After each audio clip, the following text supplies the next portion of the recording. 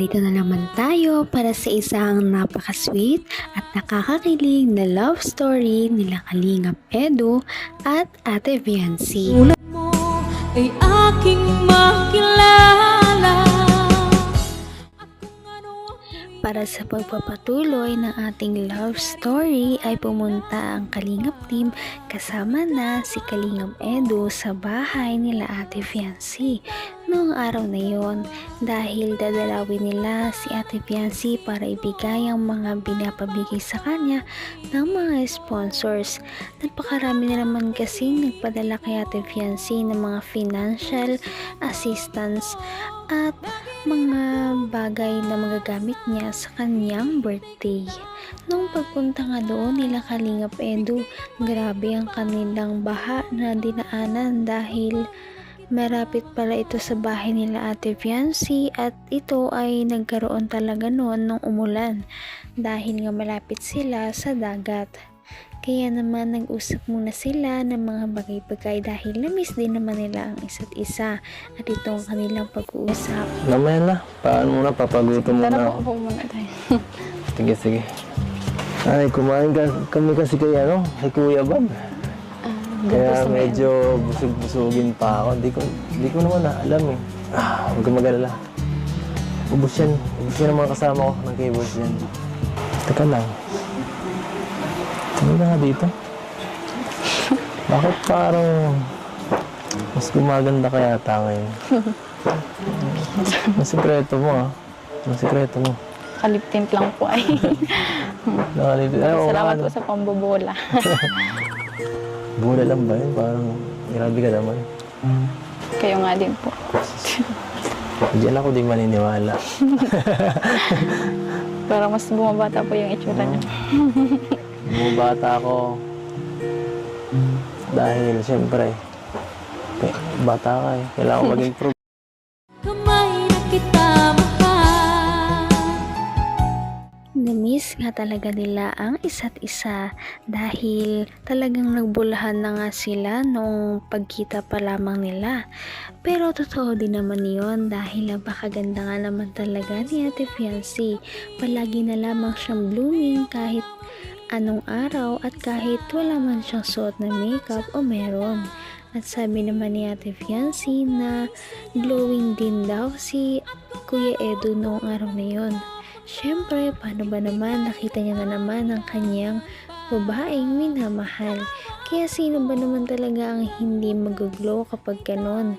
Grabe talaga ang chemistry ng dalawa kahit naman nag-uusap lang sila ng pang-ordinaryong araw ay talagang nakakakilig kaya naging trending na naman sila sa social media at nakakatuwa dahil nagpo-progress na ang kanilang relationship. Bata ka eh. Kailangan ko maging pro. Kailangan ko sumabay. Ay, pero bagay sa'yo. Natututo ka na. Nagdadalaga ka na. Ang hihira ka talaga. Ang bilis mo talaga. Ang bilis mo. Okay yan.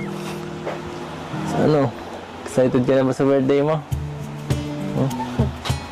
Huwag kang mag-alala. Sasamahan naman kita doon eh. Kung kinakabahan ka, doon naman ako katabi mo. Aalalayan kita. Saka isurpresa ako sa'yo.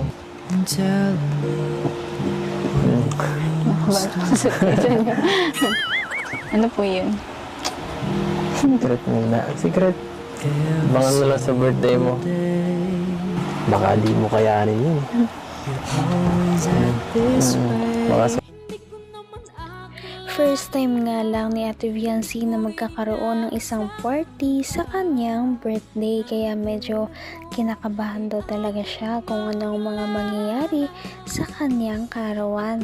Ngunit sabi ni Kalingap Edu na huwag siyang mag-alala dahil nandun naman daw ang kanyang mga minamahal sa buhay lalong-lalo na si Kalingap Edu para pagaanin ang kanyang loob at pakalmahin siya.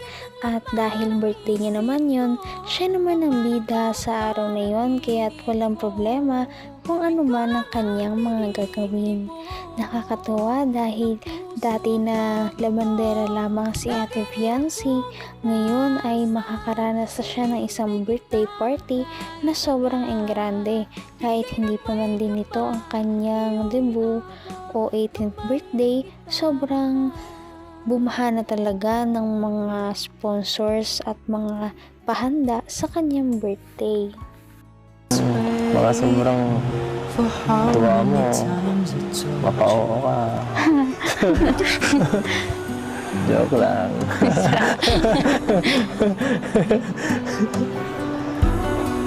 Ano? Ay, nako. Yan, say. Grabe yung birthday mo, bongga. Kayo po, bossing. Kamusta ang buhay-buhay? Okay naman. Yung mga ingay lang ng konti, pero wala naman yan. Hindi na lang yung pansinin.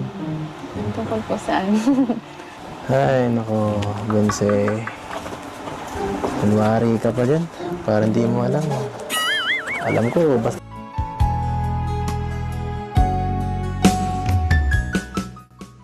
Biniro pa nga ni Kalingap Edu si Ate Fiancy na baka sa sobrang tuwa niya o sobrang kaba sa kanyang birthday party, bigla siyang mapa-oo kay Kalingap Edu. Kaya natawa na lamang si Ate Fiancy sa kanyang mga narinig. Nakakatuwa din dahil talagang nilook forward ni Kalingap Edu ang birthday ni Ate Fiancy. Lahat nga excited na kung ano ba talaga ang mangyayari at mga pasabog ng Kalingap team sa darating na birthday ni Ate Fiancy.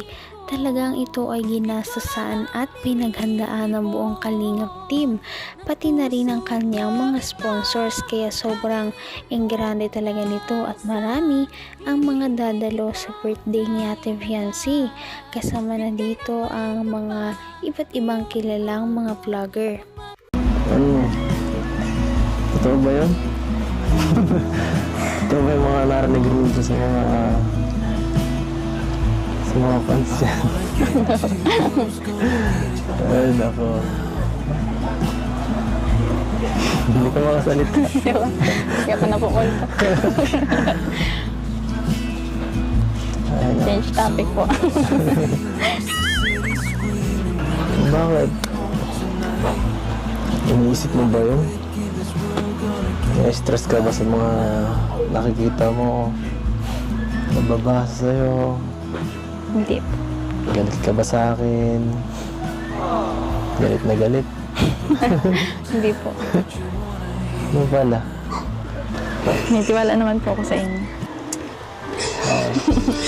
Kaya ako sa'yo eh. Baka talaga. Baka talaga. Hindi ka rin nag-alinlangan pa. Ikaw at ako. Naku, ano kaya yun? Sabi ni Kalingap Edu na meron daw usap-usapan na nagsiselos daw si Ate Fiancy. Ano kaya ang balitang yon? Ngunit sabi naman ni Ate Fiancy na hindi naman daw yun totoo o parang tinatanggi niya na lamang. Siguro ay dahil nahihiya talaga siya kay Kalingap Edu na umamin. Ganun pa man ay sa susunod nating mga upload ay mas marami pa tayong makikitang kulitan moments nilang dalawa bago ang birthday ni Ate Fiancy. At ganun na rin ang birthday vlog ni Ate Fiancy. Kaya yan ay inyong pakaabangan. Sobrang nakaka-excite ang mga mangyayari. Kaya naman, sana ipatuloy natin silang suportahan at mahalin si Fiancy, si Kalingap Edu at ang Kalingap team. Yun lamang at maraming salamat sa panonood. Abangan natin kung magkakatuluyan ba talaga si Kalingap Edu at Fiancy. Hanggang sa muli. Bye! Ngayon'y abot kamay na kita. mahal.